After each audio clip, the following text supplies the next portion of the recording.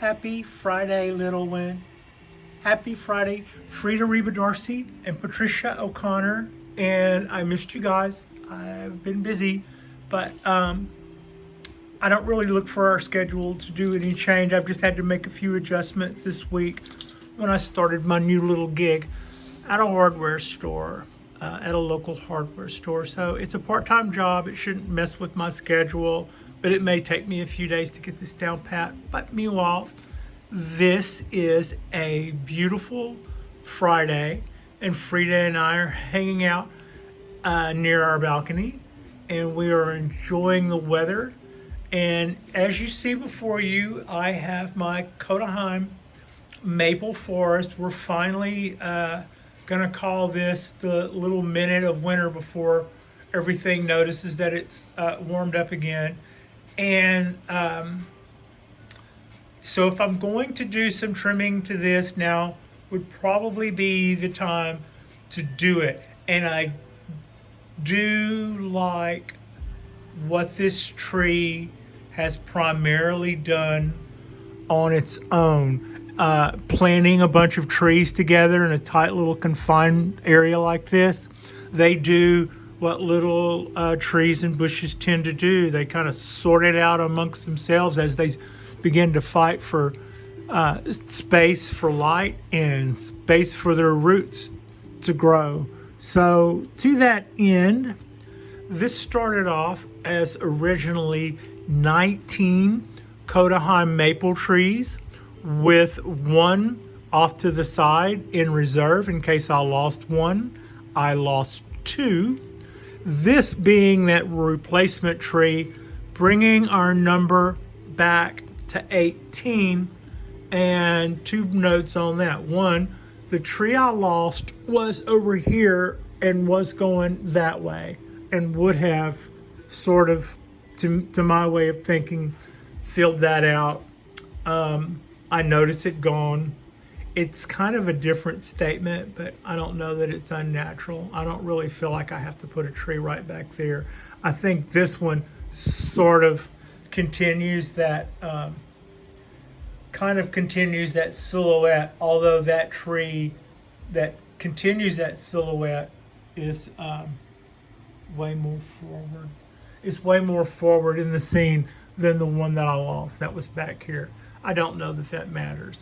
Also, personally, I don't know that it matters that I have an even number of trees being 18.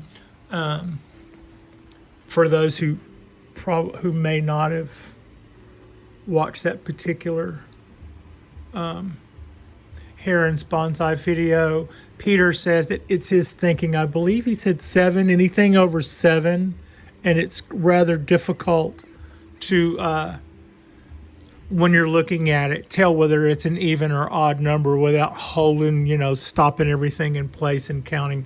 In other words, it's sort of BS.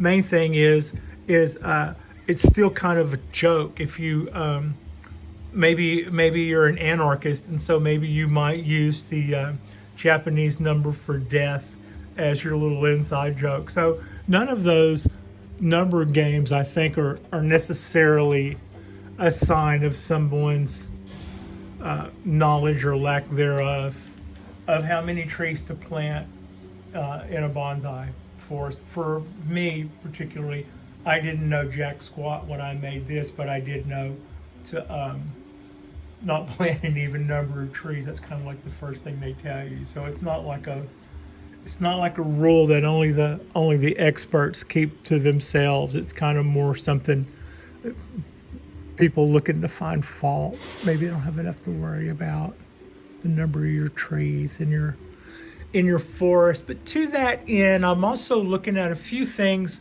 that I think might be a little out of whack. There's some limbs here that are outgrowing their bases. I didn't mind so much that some of these are multi-trunks. I like that. I think it looks natural with them going through and finding their own way on how they're going to grow. I like a lot of these multiple trunks But here, for instance, I don't know how well that picks up on camera, but as it goes off here, it actually gets larger here, and then it goes up and up, and I let it go all last year. So now it's filling out this whole top, which I don't have a problem with that, but it looks to me like it is bigger here than we are at the bottom. So I'm probably going to give that a chop. Everything else, I'm going to trim back our edges some to get us back to manageable, and call that cleaning up. One or two of these trees have already picked up on the fact that it's gotten warmer. But you know, this is kind of feels like winter is a joke this year, I gotta say. But I don't think I'm going to have a lot of issues with the trees running sap out so badly if I do it now. It should be as close as I'm going to have as a wintertime pruning. But even then, I think that'll probably be about my only major cut. Everything else will be a little closer to just little, count back your 4, and then cut back kind of a thing. So let me get in there, see if I can get in there and give this guy a little. I don't like coming in at that angle. Let me see if I can come in this way, might be better. Yeah, let me see how close I can get in there too. Okay, so I like to get in there really tight. There we go. There we go. So that is a fairly substantial chop. It might be that a little, I don't know, probably wrong time of year. I'm thinking it might be that a little root hormone in some soil, and we might try stabbing that, but I don't really feel that need. I don't feel the need to experiment with that just now. Everything else, I think it would be a good time to start trimming this back a little bit. And even then, not necessarily everything. Just give everything a little incentive. Let's go. Also, I'm going to cut it back to here, because that's where we started getting a little elongation.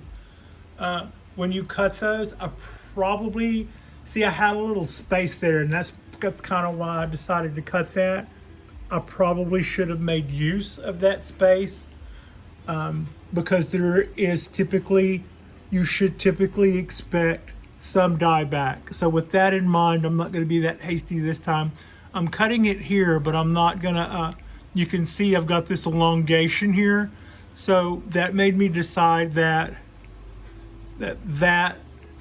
would be a pretty good place to cut this.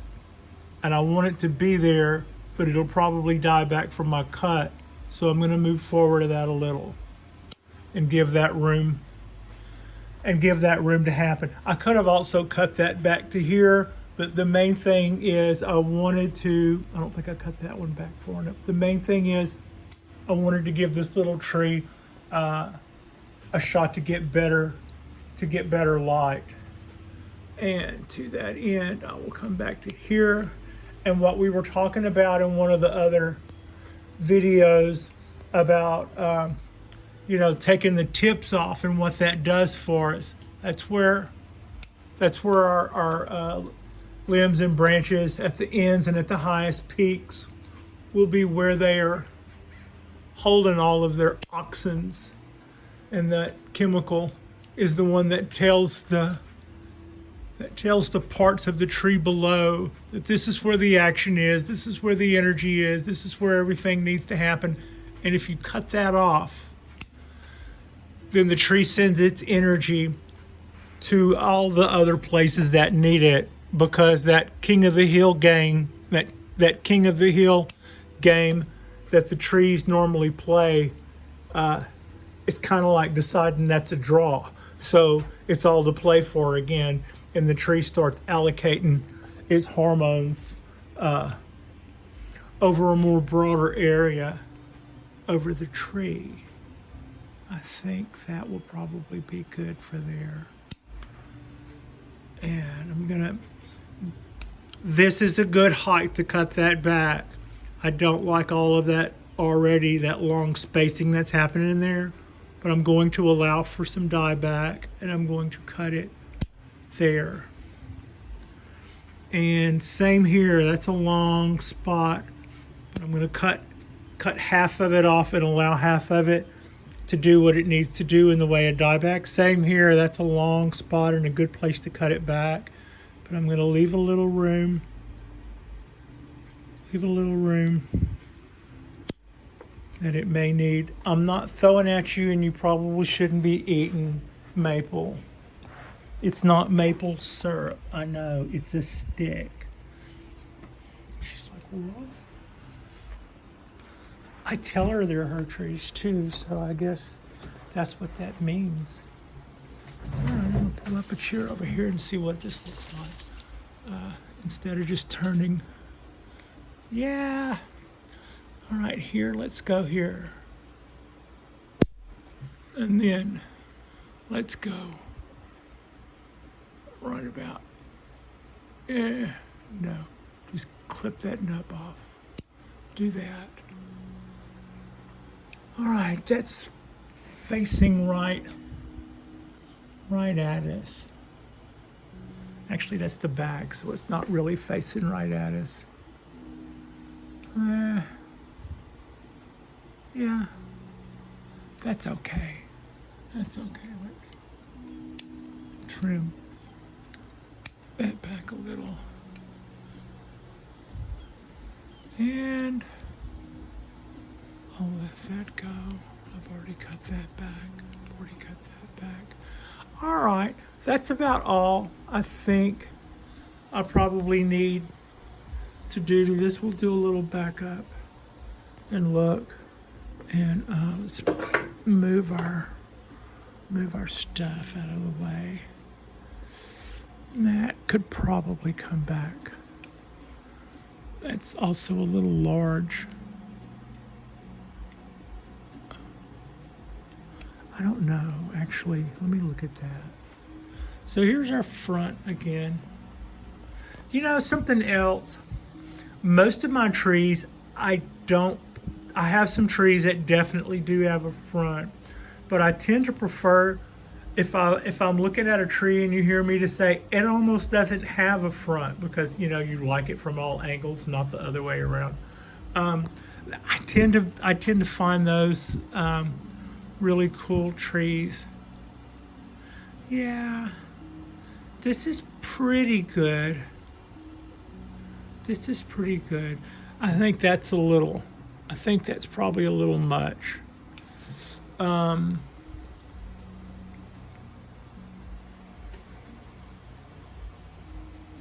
not sure. Should I cut that? Should it stay or should it go? It is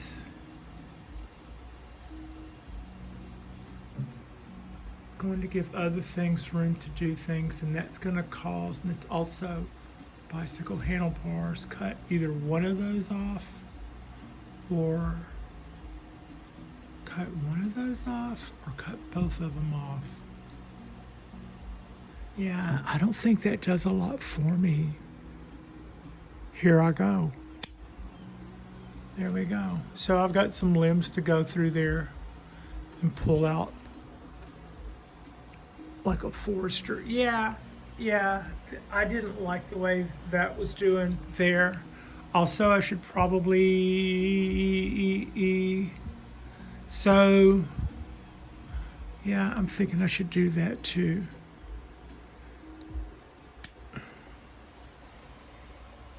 Okay.